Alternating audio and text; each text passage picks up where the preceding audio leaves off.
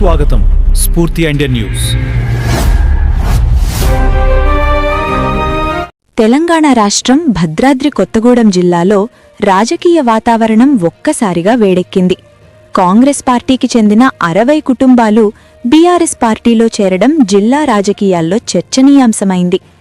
మణుగూరు పట్టణంలో జరిగిన ఈ కార్యక్రమం గులాబీ రంగులో కళకళలాడింది.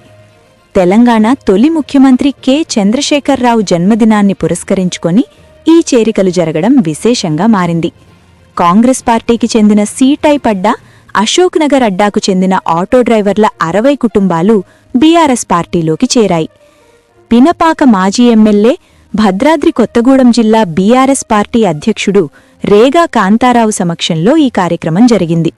మణుగూరు మండల మాజీ అధ్యక్షుడు ఎడ్ల శ్రీనివాసరావు ఆధ్వర్యంలో నిర్వహించిన ఈ చేరికల కార్యక్రమంలో కొత్తగా చేరిన కుటుంబాలకు గులాబీ కండువాలు కప్పి పార్టీలోకి ఆహ్వానించారు. ఈ సందర్భంగా మాట్లాడిన ఆటో డ్రైవర్లు తమ ఆవేదనను వ్యక్తం చేశారు. బీఆర్ఎస్ ప్రభుత్వమున్నప్పుడు ఆటో డ్రైవర్లకు అనేక సంక్షేమ పథకాలు అందాయని, అయితే కాంగ్రెస్ ప్రభుత్వం వచ్చిన తర్వాత పరిస్థితులు మారిపోయాయని ఆరోపించారు.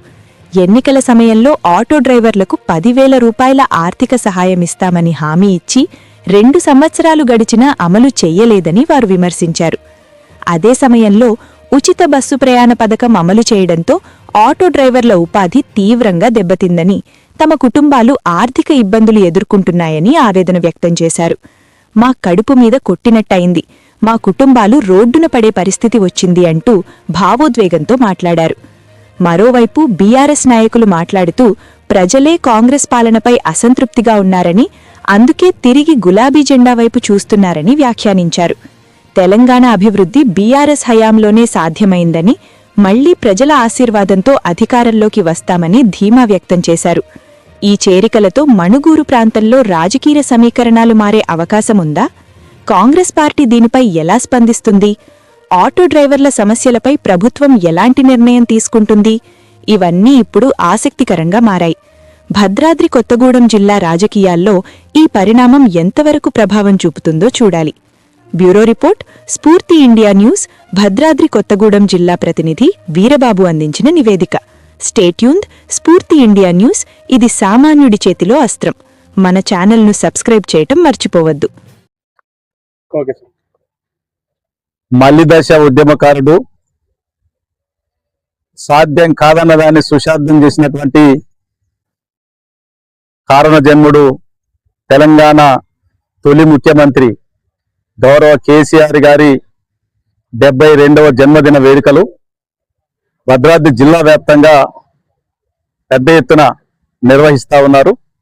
దానిలో భాగంగా పినపాక నియోజకవర్గంలో మరి ఈరోజు ఉదయాన్న సాయిబాబా గుడిలో, షిరిడి సాయిబాబా గుడిలో మరి వారి పేరు మీద పూజా కార్యక్రమాలు పినపాక నియోజకవర్గానికి సంబంధించినటువంటి మరి మణుగూరు ముఖ్య నాయకులంతా కలిసి పూజా కార్యక్రమాలు నిర్వహించి, వారు భవిష్యత్తులో 3వసారి ముఖ్యమంత్రిగా మరి బాధ్యతలు చేపట్టాలని, ఈ రాష్ట్రం అంతా కూడా సుభిక్షంగా ఉండాలని, ప్రజలు ఆకాంక్ష మేరకు ఏర్పడినటువంటి తెలంగాణ అధోగతి పాలవుతా ఉంటే చాలా బాధగా ఉంది. మరి ఆ బాధలు తీర్చాలి అని చెప్పేసి ఆలోచనతోని షిరిడి సాయిబాబాను వేడుకోవడం జరిగింది.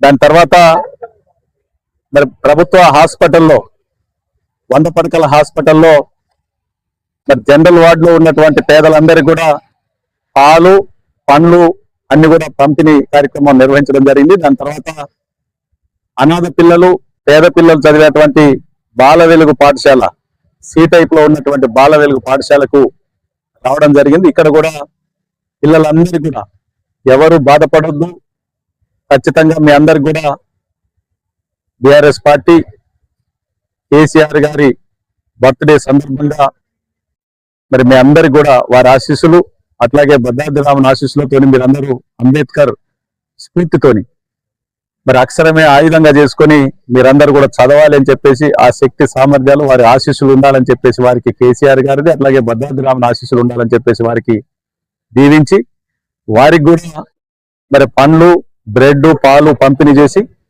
సాయంత్రం భోజనానికి మరి చికెన్ ఏర్పాటు చేయడం జరిగింది.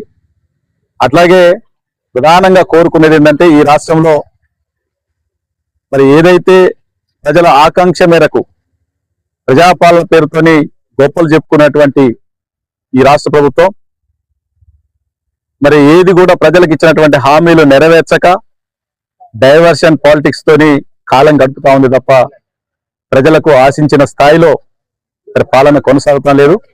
తప్పకుండా భవిష్యత్తులో కేసీఆర్ గారి సారథ్యంలో ఇంకొక 2 సంవత్సరాల తర్వాత ఖచ్చితంగా మరి బీఆర్ఎస్ ప్రభుత్వం వస్తుంది అని చెప్పేసి ఆశాభావాన్ని వ్యక్తం చేస్తూ మరి ఆ స్ఫూర్తితోని కేసీఆర్ గారి ఆశీర్వాదంతో భవిష్యత్తులో ఈ రాష్ట్రం సుభిక్షంగా ఉండాలని చెప్పేసి మరి మేమందరం కూడా వారు ఇచ్చినటువంటి స్ఫూర్తితోని మరి ఖచ్చితంగా కష్టపడతాం, ప్రజాసేవలో నిమగ్నం అవుతామని చెప్పేసి తెలియజేసుకుంటూ సెలవు తీసుకుంటా ఉన్నా. జై హింద్, జై తెలంగాణ, జై కే.